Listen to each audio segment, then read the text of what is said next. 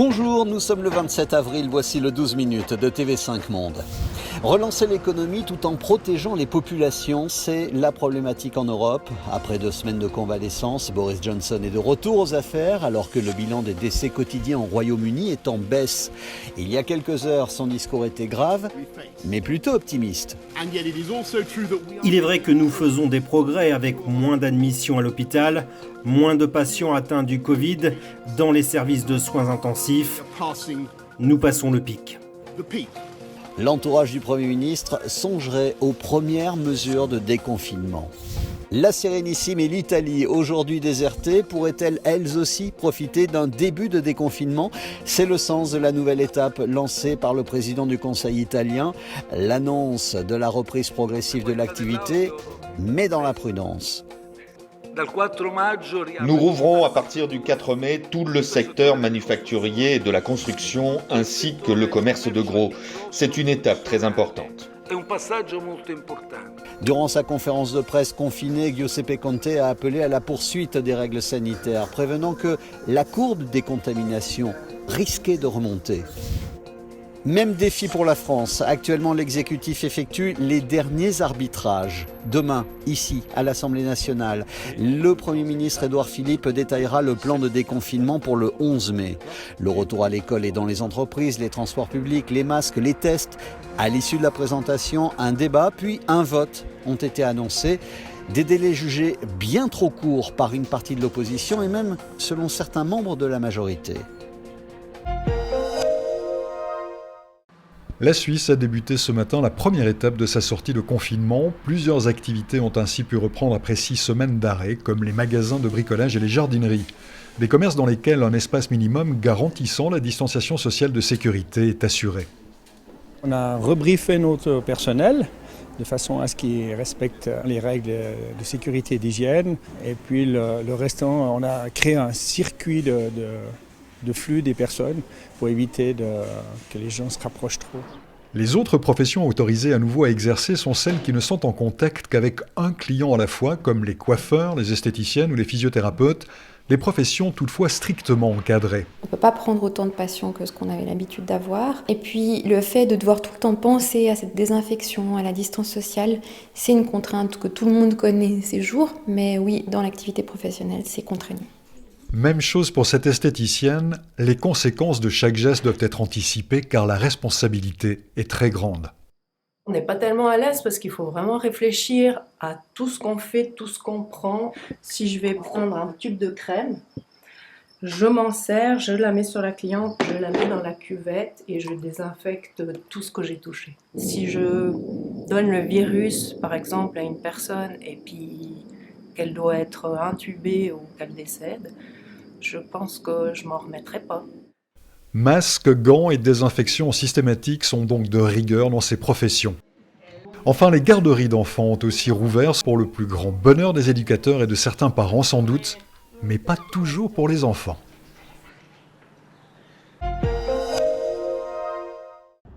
Un seul mot d'ordre en ce jour de rentrée scolaire à Pékin, le respect de normes d'hygiène particulièrement strictes. Dans la capitale chinoise, seuls les lycéens de dernière année sont autorisés à reprendre les cours après plus de 3 mois de vacances forcées.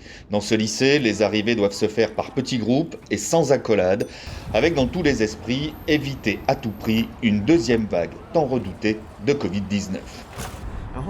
J'ai pris des masques, de l'éthanol pour la désinfection, des baguettes, des cuillères et des gants. Quand je prends les transports en commun pour aller à l'école, le port des gants peut réduire les risques. À Shanghai, la rentrée est étendue au collège. Là aussi, toutes les mesures sont prises. Marquage au sol pour respecter 1 mètre de distance entre chaque élève, port du masque, prise de température 3 fois par jour. De quoi rassurer les parents, en partie seulement. Je m'inquiète de l'évolution de l'épidémie avec la réouverture des écoles. Après tout, les enfants sont encore très jeunes et ils ne connaissent rien à l'hygiène. Ils ont besoin des conseils des enseignants. Les salles de classe ont dû être réaménagées, les bureaux éloignés les uns des autres, séparés par des films plastiques. À Wuhan, foyer de l'épidémie, ce sont les classes que l'on désinfecte avant la reprise des cours prévue le 6 mai prochain.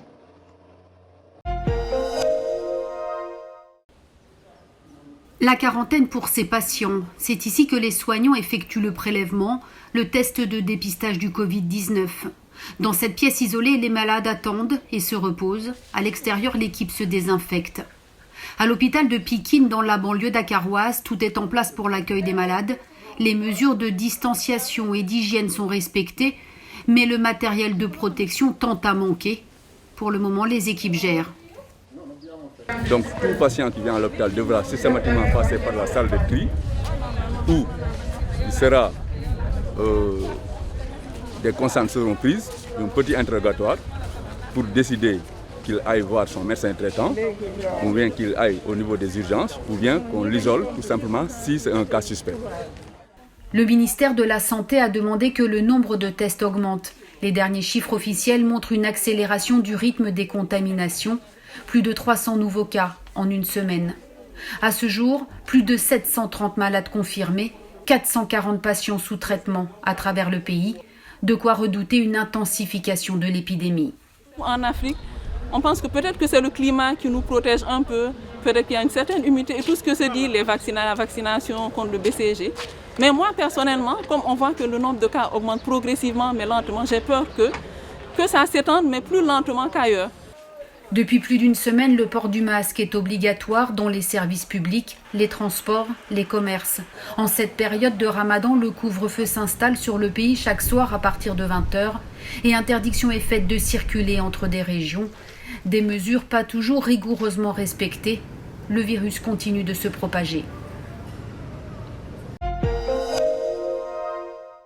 Cela ressemble presque à une chambre d'hôpital. Mais Alberte, rescapée du Covid-19, est soignée depuis quelques jours dans un hôtel de la banlieue parisienne. À 71 ans, elle a vaincu le virus, mais pas question pour l'instant de retrouver son mari à la maison. Ici, mon mari me manque.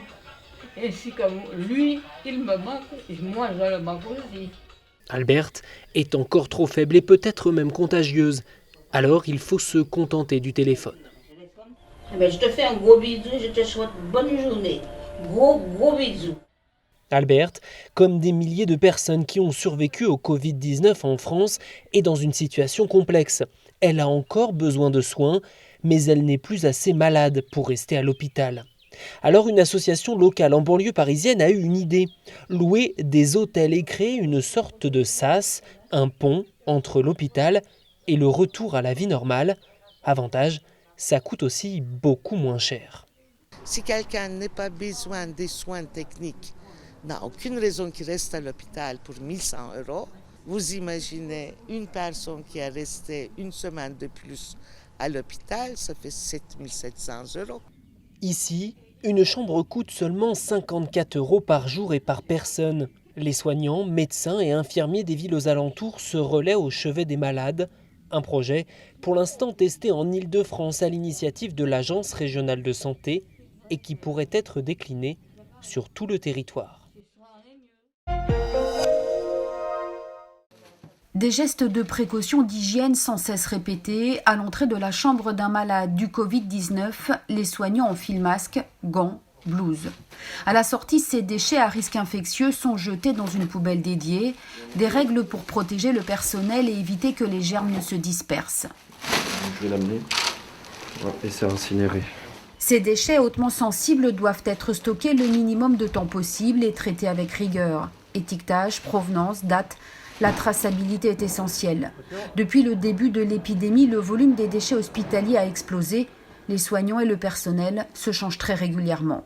On étend un petit peu la définition des déchets à risque infectieux aux équipements de protection individuelle, même s'ils n'ont pas été souillés, parce que voilà, on travaille dans un contexte avec une charge virale qui peut être importante. Direction ensuite les usines d'incinération, les bennes y sont scannés. Objectif 0 contact entre les employés et les déchets. Le traitement doit se faire rapidement. Dans les fours, la température moyenne affiche plus de 1000 degrés Celsius, de quoi tuer le virus. L'usine fonctionne à plein régime.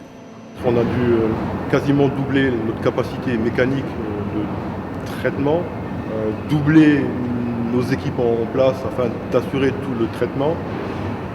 Et puis aussi travailler 7 jours sur 7, 24 heures sur 24. Ces mesures sanitaires ne s'arrêtent pas aux portes des hôpitaux.